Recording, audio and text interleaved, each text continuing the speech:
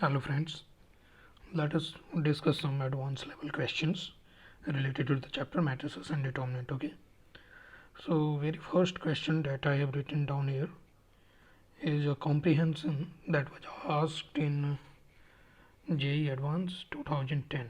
Okay, IT JEE 2010 में पूछा गया ये क्वेश्चन है and this is considered to be one of the toughest question asked for the chapter matrices and determinant. तो देखते हैं कैसे होगा. सबसे पहले क्वेश्चन पढ़ा जाए. बताया गया है कि P एक ऑड प्राइम नंबर है और TP जो है 2x2 के मैट्रिसेस का एक सेट है जिसके डायगोनल एलिमेंट में A लिखा हुआ है. ओके, और नॉन डायगोनल में B और C एलिमेंट्स लिखे हुए हैं. बाकी साथ में ये बताया कि ये जो A B C हैं इनको हम लोग 0 1 2 3 कहाँ तक, अगर P एक ऑड प्राइम नंबर है तो P-1 तक के नेचुरल नंबर में से कुछ भी हम लोग सेलेक्ट कर सकते हैं. अच्छा, फिर क्वेश्चन है 16th क्वेश्चन. ठीक है, क्वेश्चन 16 मतलब जो भी है उसके हिसाब से है ना, पेपर के हिसाब से. तो अगर मैं इस क्वेश्चन की बात करूं तो इसमें बोला गया है कि इस सेट में 2x2 के मैट्रिसेस का जो सेट है उसमें कितने ऐसे मैट्रिसेस होंगे जो कि या तो सिमेट्रिक होंगे या फिर स्क्यू सिमेट्रिक होंगे या दोनों होंगे. उनका जो डिटर्मिनेंट है वो P से डिविजिबल होना चाहिए. ठीक, तो पहले हम लोग चलो बात करते हैं सिमेट्रिक की. ओके, अगर ये सिमेट्रिक है तो सिमेट्रिक की डेफिनेशन याद करिए. जो ये एलिमेंट है डायगोनल वाला एलिमेंट, ये तो कुछ भी हो सकता है, उसका जीरो होना ज़रूरी नहीं है ना, बट साथ में B और C एलिमेंट आपस में क्या होना चाहिए, बराबर होना चाहिए. अच्छा, इसके साथ एक और कंडीशन ये है कि डिटर्मिनेंट हमारा जो है A² माइनस BC.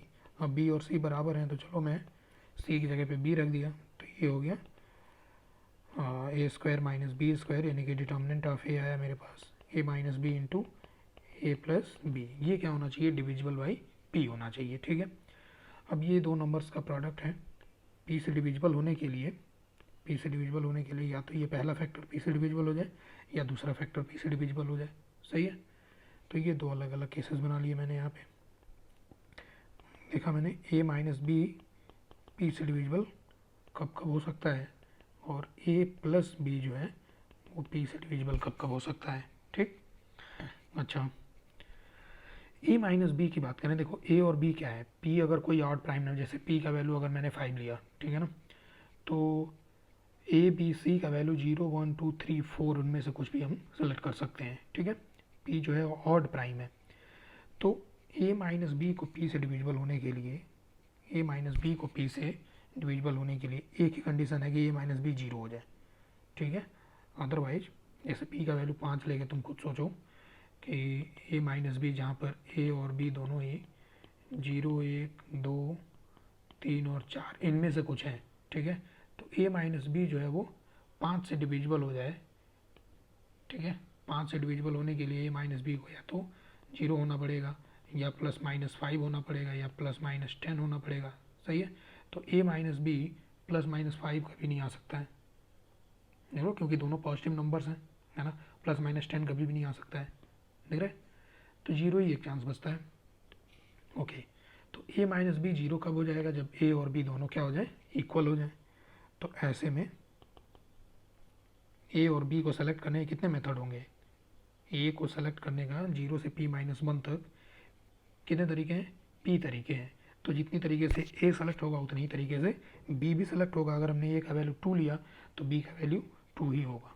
ठीक है, तो यहाँ पर वेज ऑफ सिलेक्शन मेरे पास P आ गया. ठीक है, ये क्वेश्चन जो है this is more about a permutation combination problem, है ना. मैट्रिक्स डिटर्मिनेंट का कोई बहुत ज़्यादा यूज है नहीं इसमें. ठीक है, क्वेश्चन में देखेंगे अभी हम.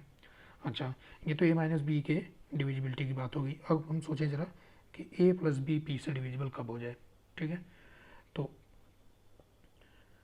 0 1 2 3 P-3 P-2 P-1 इनमें से ही कुछ हमें A और B को सेलेक्ट करना है ना, ताकि ये P से डिविजिबल हो जाए. तो अगर हमने ए को 1 सेलेक्ट किया और बी को p-1 सेलेक्ट कर लिया तो ये दोनों का जो सम है वो p हो जाएगा और a प्लस बी p से डिविजिबल हो जाएगा।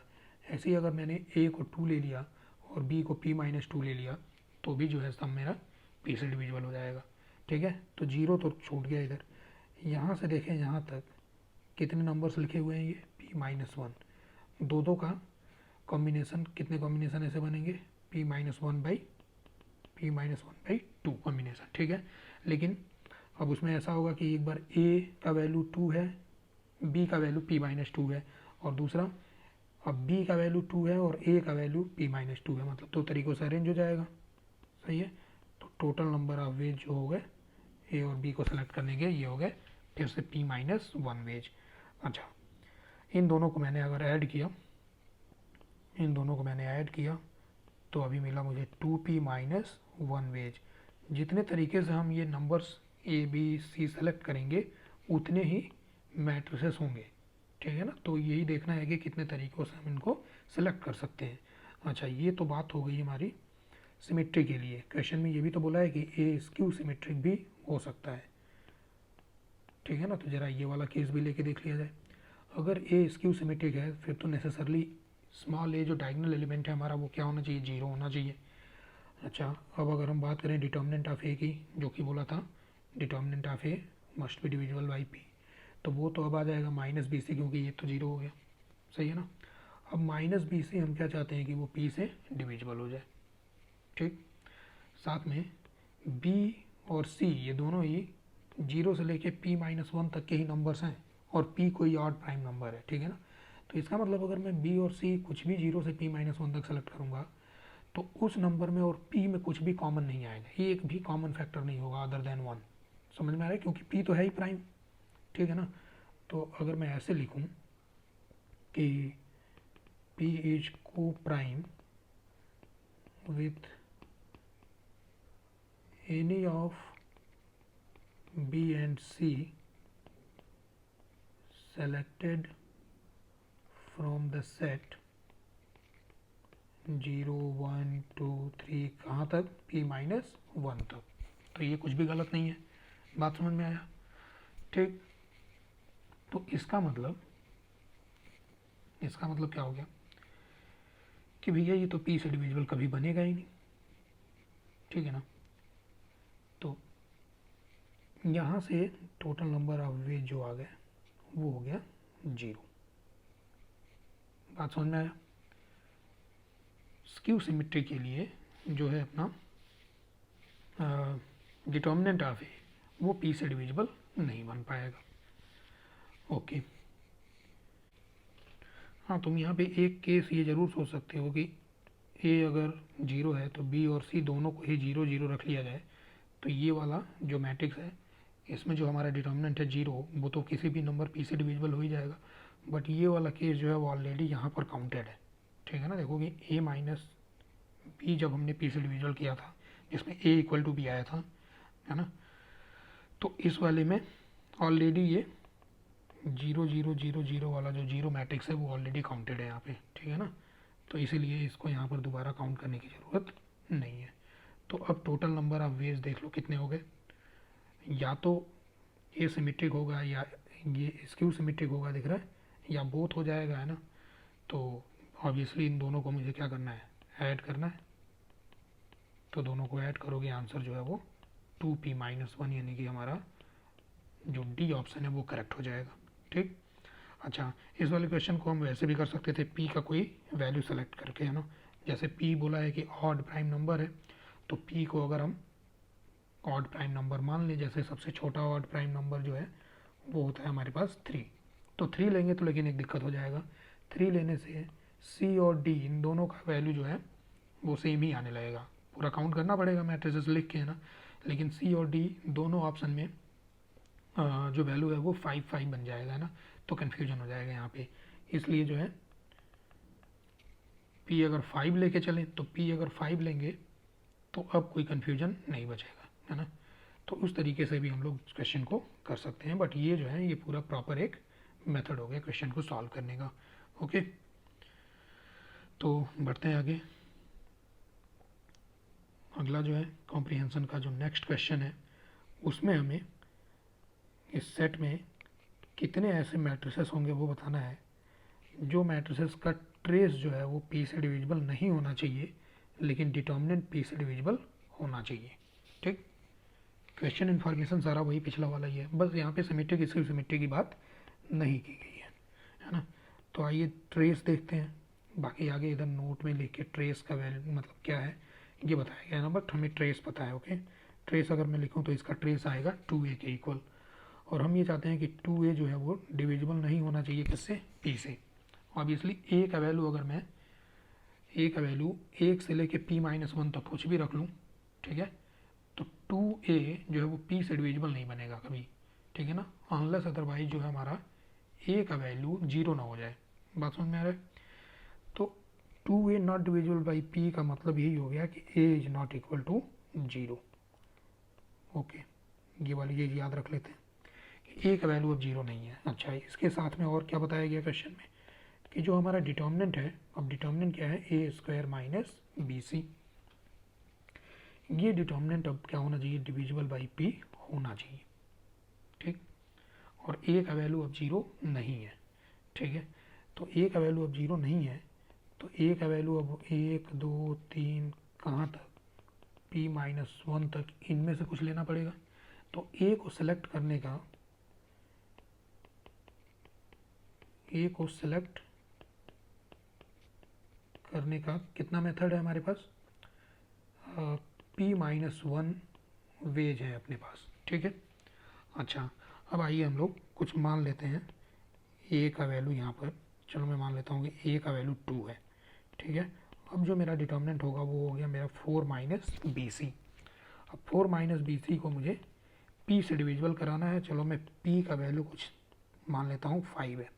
ठीक है, p का वैल्यू मैंने 5 सेलेक्ट कर लिया। तो अब ये 4 माइनस बी सी 5 से डिविजिबल हो जाए। 4 माइनस बी सी 5 से डिविजिबल कब होगा, जब 4 माइनस बी सी का वैल्यू 0 हो जाए, प्लस माइनस 5 हो जाए, प्लस माइनस 10 हो जाए, ये सब। ठीक है, एक चीज़ और, जब हमने p का वैल्यू 5 मान लिया, तो अब जो मेरा b और c है वो 0 1 2 3 और 4, 5 माइनस 1 p-1 है ना, इनमें से ही कुछ रखना पड़ेगा। ठीक, तो अब देखते हैं भैया, a बराबर 2 अगर हो गया तो उसके लिए b का वैल्यू अगर मैंने 1 रख लिया और c का वैल्यू 4 रख लिया, तो डिटर्मिनेंट का वैल्यू 4 माइनस 4 0 आ जाएगा। तो ये एक केस आ गया। फिर अगर b मैंने 2 रख लिया और c का वैल्यू भी 2 रख लिया, तो ये भी केस में डिटर्मिनेंट 0 बन गया और यहाँ पर भी डिविजिबल हो गया। इसके अलावा b का वैल्यू अगर मैं रख लेता हूँ, मान लेते हैं कोई कितना, 5 से डिविजिबल करना है ना, तो 4 माइनस 4 0 वाला केस हो गया। प्लस माइनस 5 कैसे बनेगा, 5 तो बनेगा नहीं, माइनस 5 बनने के लिए 4 माइनस 9 अगर हो, तो b का वैल्यू अगर मैंने 3 रखा, c का वैल्यू भी 3 रखा। ठीक है, तो 4 माइनस 9 जो है ये बन गया माइनस 5, वो भी ठीक है। फिर v का वैल्यू अगर मैंने 4 रख दिया और c का वैल्यू 1 रख दिया, तब भी 4 माइनस 4 0। तो ये b को सेलेक्ट करने का कितना मेथड आया, देखो ध्यान से, b को सेलेक्ट करने का आया मेथड मेरे पास 4। p का वैल्यू हमने 5 रखा, तो आई कैन से कि b को सेलेक्ट करने का मेथड जो है, b can be selected in p-1 ways, p-1 ways, और एक b के लिए फिर एक ही c है। ठीक है, तो अब यहाँ पर मैं अगर ऐसे लिखूँ, फॉर एवरी p-1 a को सेलेक्ट करने का कितना मेथड था, p-1, there is p-1 b and only 1 c। बात समझ में आ रहा है? a को सेलेक्ट करने का मेरे पास p-1 मेथड था, तो हर एक वैल्यू के लिए, जैसे मैंने a का वैल्यू यहाँ पर क्या रख लिया था, 2 रख लिया था, तो मैंने देखा उसके लिए कि b को सेलेक्ट करने का p-1 मेथड आया। ठीक है, और जैसे b एक सेलेक्ट हुआ, b का वैल्यू अगर 1 ले लिया मैंने, तो c का सिर्फ एक ही वैल्यू फिर वहाँ पे है ना, तो c को सेलेक्ट करने का एक ही मेथड है। a b c मुझे तीनों सेलेक्ट करना है, तो इन तीनों को क्या करना पड़ेगा, मल्टीप्लाई। तो p-1 का स्क्वायर इतना नंबर ऑफ वेज से हम लोग ए बी सी को सिलेक्ट कर सकते हैं, और इसीलिए जो हमारे मैट्रिसेस होंगे इस वाले सेट टी पी में वो हो जाएंगे पी माइनस वन का होल स्क्वायर, यानी कि थर्ड ऑप्शन। ठीक है, ओके, बढ़ते हैं आगे। तो अब देखते हैं क्वेश्चन नंबर 18 क्या है। 18वें सवाल में बोला है कि कितने नंबर ऑफ मैट्रिसेस होंगे इस वाले सेट में जिनके लिए डिटर्मिनेंट का वैल्यू पी से डिविजिबल नहीं होगा। अभी तो हम लोग पी से डिविजिबल देख रहे थे ना, पी से डिविजिबल होगा ये काउंट कर रहे थे। अभी इस वाले क्वेश्चन पूछा है कि कितने ऐसे मैट्रिसेस होंगे जिनमें जो हमारा डिटर्मिनेंट है वो पी से डिविजिबल नहीं होना चाहिए, है ना। तो डिटर्मिनेंट जो भी हमारा आंसर होगा, है ना, उसको मैं ऐसे लिख सकता हूँ कि total number of matrices minus number of matrices in which determinant A is divisible by P। ठीक है, टोटल नंबर ऑफ मैट्रिसेस कितने हैं वो काउंट कर लिया जाए, फिर ये देख लिया जाए कि कितने मैट्रिसेस उसमें P से डिविजिबल हैं, वो सब्ट्रैक्ट कर देंगे तो हमारे पास बच जाएगा वैसे मैट्रिसेस जो P से डिविजिबल नहीं है। ठीक है ना। टोटल नंबर ऑफ मैट्रिसेस की बात करें तो ए बी और सी को कितने तरीक़ों से हम सेलेक्ट कर सकते हैं। ए को पी मेथड से, बी को भी, कोई रिस्ट्रिक्शन नहीं है ना, टोटल। तो P into P into P total हो गया पी क्यूब, सही। अच्छा, अब टोटल नंबर ऑफ मैट्रिसेस जिनमें ए जो है हमारा P से डिविजिबल हो जाए, तो अभी जब हम लोग काउंट कर रहे थे, जैसे मैंने पिछले क्वेश्चन में, हमने ये 17वें क्वेश्चन में यही काउंट किया है कितने ऐसे मैट्रिसेस हैं जिनका डिटर्मिनेंट P से डिविजिबल है, बट वो तब किया जब ए का वैल्यू 0 नहीं था। ठीक है ना। तो इसमें भी मैं ऐसे दो केस बना लेता हूँ क्वेश्चन नंबर 18 में। ठीक है, ऐसे मैट्रिसेस जहाँ पर डिटर्मिनेंट P से डिविजिबल होगा when A is not equal to 0 और when small a is equal to 0। ये वाला चीज़ तो हम लोग काउंट करके बैठे हैं 17वें क्वेश्चन में, है ना। वो कितना आया था, P माइनस वन का होल स्क्वायर आया था। जब ए का वैल्यू 0 नहीं है तब डिटर्मिनेंट P से डिविजिबल हो जाए। ठीक, ये वाली चीज़ काउंट करनी है अपने को बस, है ना। तो ये अलग से मैं काउंट कर लेता हूँ यहाँ पे कितने ऐसे मैट्रिसेस होंगे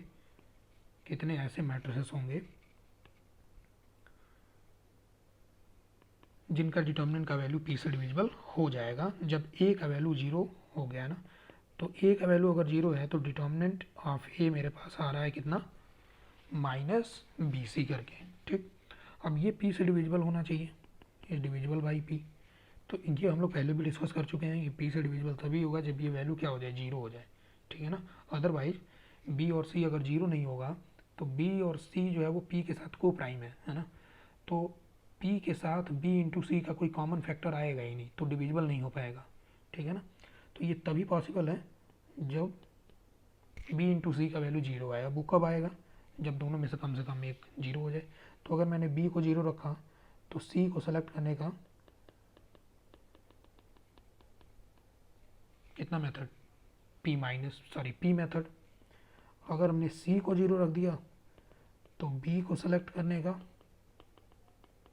भाई चाहे जो मर्जी रख दो 0 तो हो ही जाएगा, है ना। तो फिर से P मेथड। टोटल की बात अगर करें तो 2P, लेकिन अगर तुम ध्यान से देखो तो B0 C0, यहाँ पर भी B0 C0, ये वाला केस जो है वो 2 बार काउंट हो गया है, तो इसीलिए आ गया B, ये वाला केस जो हमने सब्ट्रैक्ट कर दिया यहाँ से। तो टोटल नंबर ऑफ वेज कितने तरीक़ों से हम ABC को सेलेक्ट कर सकते हैं ताकि हमारा डिटर्मिनेंट P से डिविजिबल हो जाए जब डायगोनल एलिमेंट 0 हो, तो वो है 2P माइनस 1। यहाँ रख दिया मैंने 2P माइनस 1। ठीक, अब इनको जो है सिंप्लीफाई कर लो, देखो क्या आंसर आता है। ये हो गया अपना P cube minus P square plus 2P minus 1 minus 2P plus 1। ठीक है, तो ये इतनी चीज़ तो कैंसिल ही हो गई, है ना। बस फाइनल आंसर बचा अपने पास P cube minus P square. कौन सा ऑप्शन है ये, डी ऑप्शन है। ठीक है, तो ये हो गया 2010 का वो कॉम्प्रिहेंशन, जो कि बहुत ही अच्छा क्वेश्चन माना जाता है। ओके, ये देख लिया। अब आगे बढ़ते हैं। आगे है अपने पास, ये भी प्रीवियस ईयर में पूछा गया एक क्वेश्चन है, अच्छा क्वेश्चन है ये भी, है ना। देखते हैं कैसे सॉल्व होगा। बोले कि एम और एन जो है वो 3x3 के मैट्रिसेस हैं इस तरीके से कि एम एन और एन एम बराबर है। मतलब एम एंड एन कम्यूट कर रहा है ना। एम एंड एन आर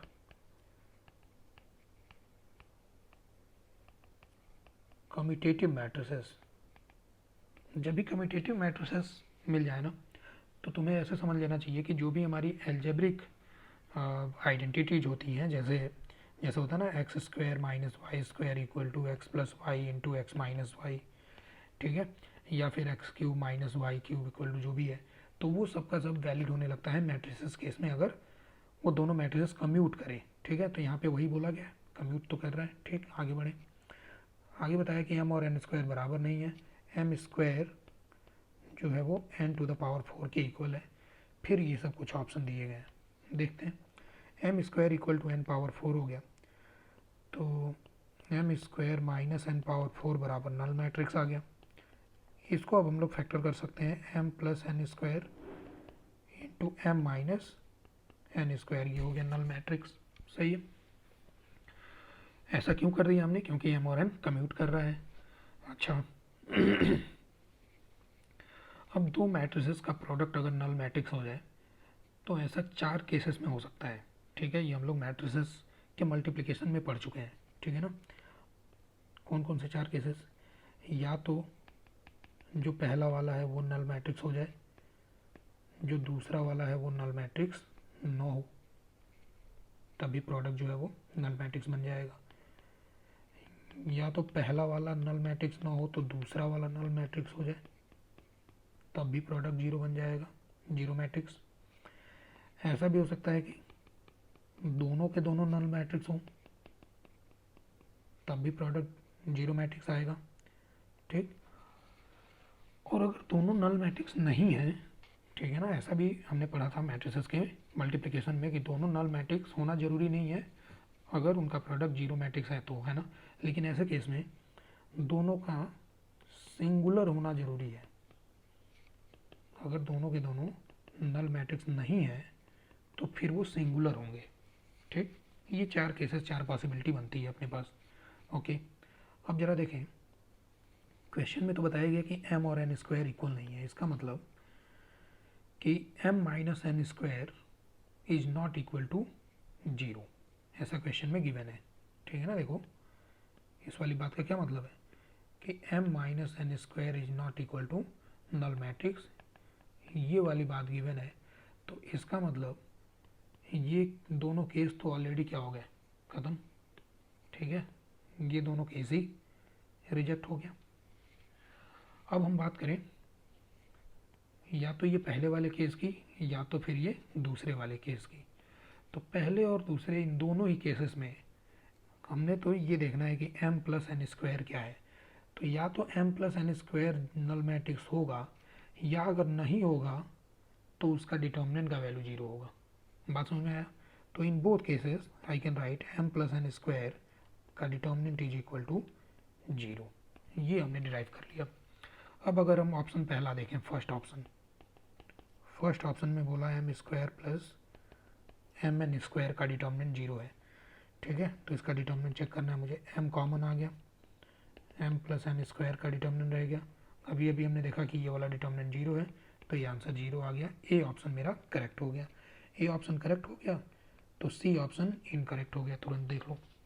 ठीक, अब बात करते हैं बी ऑप्शन की।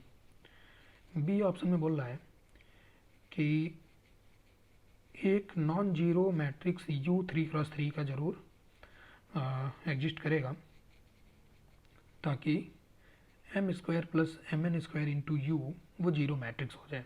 ठीक, अगर हम बी ऑप्शन की बात करते हैं, M square plus M N square into U, बोला ये जीरो मैट्रिक्स हो जाएगा किसी एक नॉन जीरो मैट्रिक्स यू के लिए।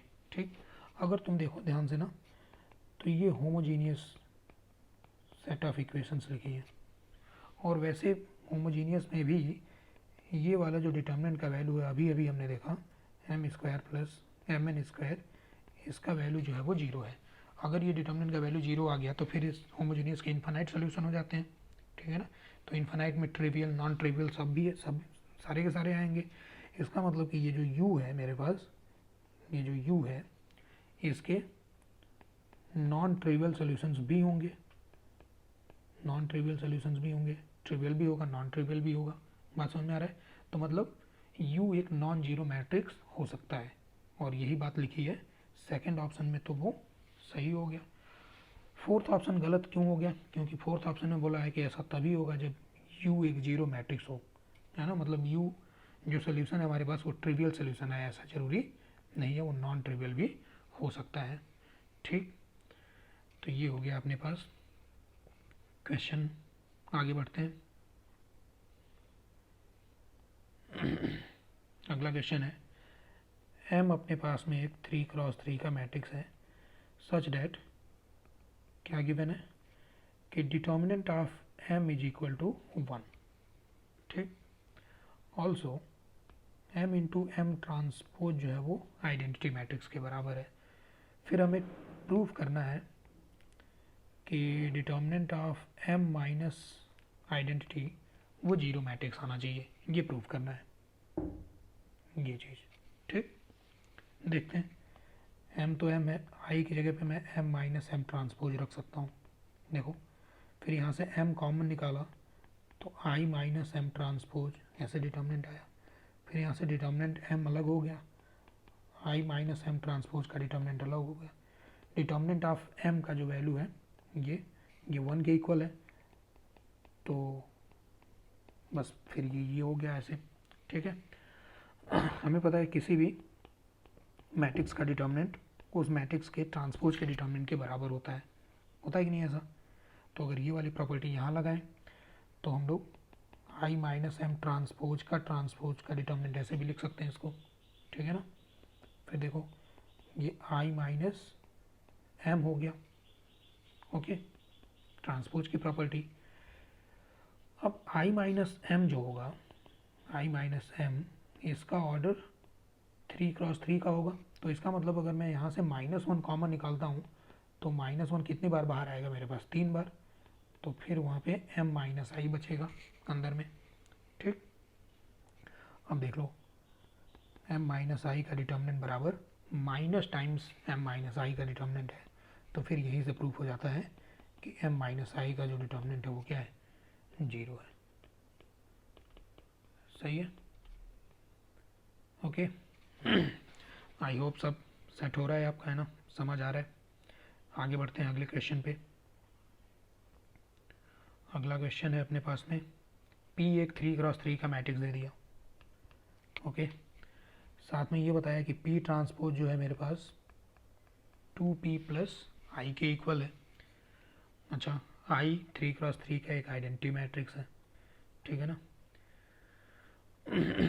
अब यहाँ पर कुछ ऑप्शंस थे, ठीक है, वो ऑप्शन यहाँ पे मैं लिखना भूल गया हूँ, तो ऑप्शन में लिख देता हूँ। जैसे पहला ऑप्शन है अपने पास, फर्स्ट ऑप्शन था P into x is equal to zero matrix column. Second option था P x is equal to x. Third option था P x is equal to 2x। और फोर्थ ऑप्शन था अपने पास P x is equal to minus x. ये चारों option में से हमें देखना है। तो ऑप्शन देख के तो मुझे दिख रहा है कि P में रिलेशन चाहिए, और मेरे पास क्वेश्चन में गिवन है P ट्रांसपोज, तो वहीं से समझ आ रहा है कि इसमें ट्रांसपोज लेना पड़ेगा, ठीक है ना। तो ट्रांसपोज कंसीडर किया हमने दोनों साइड में, तो लेफ्ट साइड में तो P बन गया, यहाँ पे 2P ट्रांसपोज और I का ट्रांसपोज तो I ही हो जाएगा। फिर P ट्रांसपोज का वैल्यू दोबारा मैंने यहाँ सब्स्टिट्यूट कर दिया। P ट्रांसपोज क्या गिवन था? P ट्रांसपोज गिवन था 2P प्लस आई के इक्वल, ठीक। तो वो रखा हमने, तो मुझे मिला P is equal to 4P plus 2 और 1 हो गया 3I। यहाँ से मिलता है 3p+3i is equal to zero matrix, या फिर p+i is equal to zero matrix. p+i अगर जीरो मैट्रिक्स आ गया तो अगर हम x का मल्टीप्लाई कर दें इसमें, ठीक है, तो p into x plus x बराबर क्या हो जाएगा, वो भी जीरो मैट्रिक्स हो जाएगा। सही है, तो देख लो कौन सा ऑप्शन करेक्ट है। फोर्थ ऑप्शन, डी ऑप्शन अपना करेक्ट हो गया। सही है, आगे बढ़ते हैं। नेक्स्ट क्वेश्चन है, ए और बी 3x3 के दो मैट्रिसेस गिवन है, साथ में ये बताया कि ए के एडजॉइंट का डिटर्मिनेंट प्लस बी के एडजॉइंट का डिटर्मिनेंट, इन दोनों का जो सम है वो 10⁻6 है ना। मैट्रिसेस को अगर हम ध्यान से देखें तो उसमें के एक अननोन है, तो हमसे वही पूछा है कि ये ग्रेटेस्ट इंटीजर ऑफ के का क्या वैल्यू हो जाएगा, है ना। इंटीजर बेस्ड क्वेश्चन है, तो उसके लिए तो मुझे ए और बी को सिंप्लीफाई करना पड़ेगा, डिटर्मिनेंट इसका देखना पड़ेगा, है ना। एडजॉइंट हम कैलकुलेट नहीं करेंगे, ठीक है, क्योंकि अगर आपको प्रॉपर्टीज़ का ध्यान हो तो एडजॉइंट ऑफ ए का डिटर्मिनेंट मुझे देखना है, तो वो तो सिंपल हो जाएगा, डिटर्मिनेंट ऑफ ए का पावर n-1, जहाँ पर n हो गया हमारे मैट्रिक्स का ऑर्डर, ठीक है। इस क्वेश्चन में n जो है वो 3 है, थर्ड ऑर्डर का है, तो डिटर्मिनेंट ऑफ ए का स्क्वायर हो जाएगा, और एडजॉइंट ऑफ बी के डिटर्मिनेंट की बात करें तो वो डिटर्मिनेंट ऑफ बी का स्क्वायर हो जाएगा। तो फर्जी में एडजॉइंट कैलकुलेट करने की ज़रूरत नहीं है, हम सीधे डिटर्मिनेंट ऑफ ए और डिटर्मिनेंट ऑफ बी कैलकुलेट करेंगे। अब अगर तुम बी को ध्यान से देखो जरा, यहाँ पे बी को ध्यान से देखो तो क्या ऐसा नहीं लग रहा है कि ये स्क्यू सिमेट्रिक मैट्रिक्स है, वो भी कौन से ऑर्डर का, थर्ड ऑर्डर का, ऑड ऑर्डर का। तो उसकी वजह से भैया डिटर्मिनेंट ऑफ बी तो क्या हो गया, जीरो। बात समझ में आया, तो जीरो का स्क्वायर भी हो गया जीरो। अब मुझे सिर्फ कैलकुलेट करना है डिटर्मिनेंट ऑफ ए, तो ये डिटर्मिनेंट ऑफ ए मैं कैलकुलेट करता हूँ, ठीक है। ए मैट्रिक्स लिखा है, कुछ ऑपरेशन रो ऑपरेशन कर लेते हैं ताकि सिंप्लीफाई हो जाए, सीधे एक्सपेंड नहीं करेंगे। मान लेते हैं R2 बिकम्स R2 + R3 कर दिया, ठीक है। तो हमें मिलेगा, हम डिटर्मिनेंट ऑफ ए लिखने जा रहे हैं, R1 तो वैसे ही रहेगा 2k - 1, 2√k, 2√k, R2 R3 जोड़ रहे हैं हम लोग, तो 0, 2k + 1, और यहाँ माइनस टाइम्स 2k + 1 हो गया। R3 में कोई चेंज नहीं आया, ठीक, ये हो गया। और सिंप्लीफाई करें, यहाँ पे 2k + 1 कॉमन दिख गया सेकेंड रो में, ठीक है। फिर हम लोग क्या करते हैं, यहाँ पे एक और ऑपरेशन कर लेते हैं, C2 बिकम C2 + C3 कर लेते हैं ना, ताकि एक और जीरो बन जाए। तो यहाँ पे C1 में तो कोई भी चेंज नहीं आ रहा है कॉलम 1 में, कॉलम 2 में हम ऐड कर रहे हैं कॉलम 3 को, तो ये हो गया 4√k, यहाँ जीरो आ जाएगा, और यहाँ 2k - 1 हो जाएगा। कॉलम 3 में तो कोई भी चेंज ही नहीं हो रहा है। यहाँ -1 क्यों लिख रहा हूँ मैं, ये देखना ध्यान से, -1 यूँ लिख रहा हूँ क्योंकि मैं 2k + 1 कॉमन ले चुका हूँ ऑलरेडी, है ना। फिर यहाँ भी हो गया -1, ठीक है, 2 जीरो बन गया एक ही साथ, तो वहीं से एक्सपेंड कर लो इसको।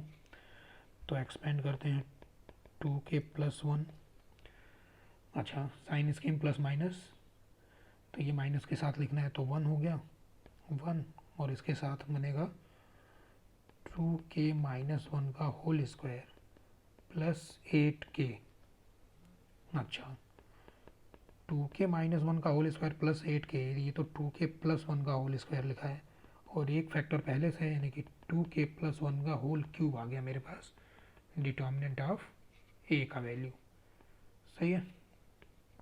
अब क्वेश्चन में क्या गिवन था कि डिटर्मिनेंट ऑफ ए का square plus determinant of B का स्क्वायर इक्वल टू 10⁻6। तो डिटर्मिनेंट ऑफ ए का स्क्वायर हो गया अपने पास में 2k + 1 का पावर 6, बी तो जीरो है, बी का डिटर्मिनेंट ये हो गया 10⁻6। तो यहाँ से अगर हमने 2k + 1 का वैल्यू देखा तो वो या तो 10 हो जाएगा, या फिर जो है अपने पास में -10 हो जाएगा। यहाँ से k का वैल्यू आ जाएगा 9/2, और यहाँ से k का वैल्यू आ जाएगा -11/2। क्वेश्चन में बोला गया है k एक पॉजिटिव रियल नंबर है, इसलिए ये वाला वैल्यू जो है मेरा रिजेक्ट हो जाएगा। तो k का वैल्यू हो गया 9/2। हमसे पूछा है ग्रेटेस्ट इंटीजर ऑफ k बता दो, तो आंसर हो गया मेरे पास 4। सही है। Okay, moving on to next question. Next question है अपने पास, ये डिटर्मिनेंट के प्रूविंग वाला क्वेश्चन है ना। ये कोई प्रीवियस ईयर में पूछा गया क्वेश्चन नहीं, ऑब्वियसली प्रूव दैट वाला क्वेश्चन तो अब आएगा नहीं, बट फिर भी अच्छा क्वेश्चन है, देखते हैं इसको। लेफ्ट हैंड साइड से स्टार्ट करते हैं, RHS के इक्वल प्रूव करेंगे। एक डिटर्मिनेंट बराबर दूसरा डिटर्मिनेंट प्रूव करना है ना। तो देखो वो तरीका जो मतलब बिना दिमाग वाला मेथड ये है कि लेफ्ट हैंड साइड को भी एक्सपेंड करें, राइट हैंड साइड को भी एक्सपेंड करें, ठीक है, और दोनों को इक्वल दिखाएं। तो ये तो बिल्कुल ही मतलब कोई दिमाग वाली बात नहीं हुई, ठीक है। ये तो गधों वाला काम हो गया कि बस बिना दिमाग लगाए बस लग जाओ, ठीक। अच्छा, तो फिर हम सोचे जरा लेफ्ट हैंड साइड वाला डिटर्मिनेंट देखें और वहाँ से राइट हैंड साइड वाले डिटर्मिनेंट तक पहुँचना है मुझे। तो यहाँ इसको क्लोजली ऑब्जर्व करो, इस तरीके के क्वेश्चन हम लोग पढ़ते वक्त कर भी चुके हैं, ठीक है। अगर तुम इसे क्लोजली ऑब्जर्व करो तो तुम्हें दिखेगा कि लेफ्ट हैंड साइड में जो डिटर्मिनेंट लिखा है वो लिखा है कोफैक्टर मैट्रिक्स ऑफ, ये जो सर्कुलेंट होता है ABC BCA CAB, ठीक है।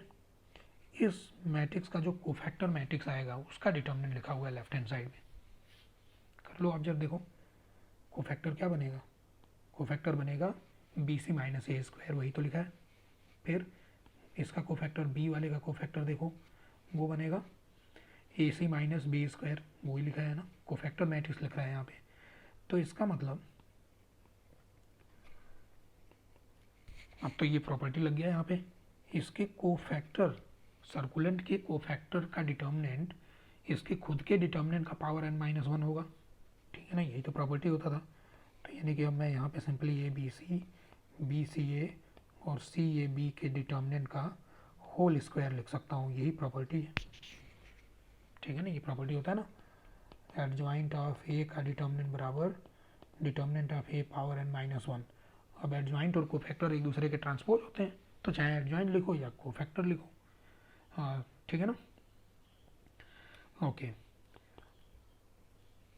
अब मैं इसको अलग अलग करके लिख लेता हूँ, ABC BCA CAB इंटू फिर से वही सेम चीज़ ABC BCA CAB, ठीक।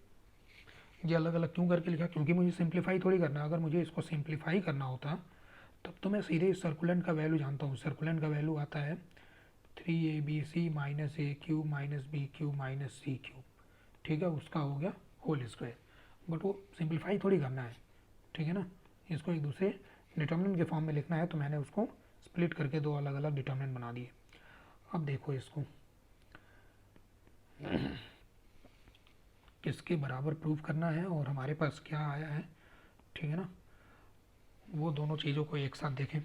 जैसे अगर मैं इन डिटर्मिनेंट को रो बाई कॉलम ऐसे मल्टीप्लाई करूँ तो मुझे मिलेगा A square plus B square plus C square, जबकि मुझे चाहिए सिर्फ A स्क्वायर, ठीक है। इसका मतलब कि ये जो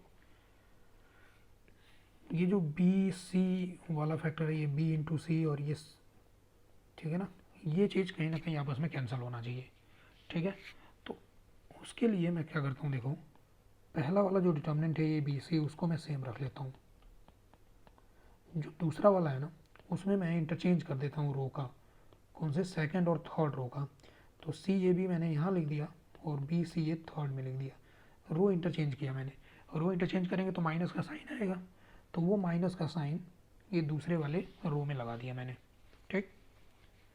क्या हुआ है यहाँ पर, ये ध्यान रखना, यहाँ से यहाँ हम लोग कैसे गए, R2 becomes R3 and R3 becomes R2। फिर जो माइनस का साइन आएगा उसको हम लोग सेकंड रो में ही रख दिए, ठीक। क्या फ़ायदा हुआ इससे करने के, अब देख लो, फ़ायदा खुद ही समझ आ जाएगा। अब मल्टीप्लाई करके देखो, इन दोनों डिटर्मिनेंट्स को मल्टीप्लाई करके देखो। मान लो तुमने पहला रो सेलेक्ट किया और पहला कॉलम सेलेक्ट किया, A square plus BC minus BC, तो सिर्फ क्या बचा है, A स्क्वायर, वही चाहिए। नेक्स्ट देखो, अगर हम फर्स्ट रो और सेकंड कॉलम ले, ठीक है, तो AB माइनस AB कैंसिल हो गया, C स्क्वायर देखो वही C स्क्वायर चाहिए। तो समझ आ गया, बस ये प्रूफ हो गया। इसको मल्टीप्लाई करते ही जो हमारा राइट हैंड साइड है वो वाला डिटर्मिनेंट बन जाएगा। ठीक है, तो ये सब कुछ क्वेश्चंस हो गए अच्छे वाले, है ना। देख लेना, कर लेना, नोट कर लेना, और वीडियो को लाइक वगैरह कर देना। Okay, okay, bye bye, take care.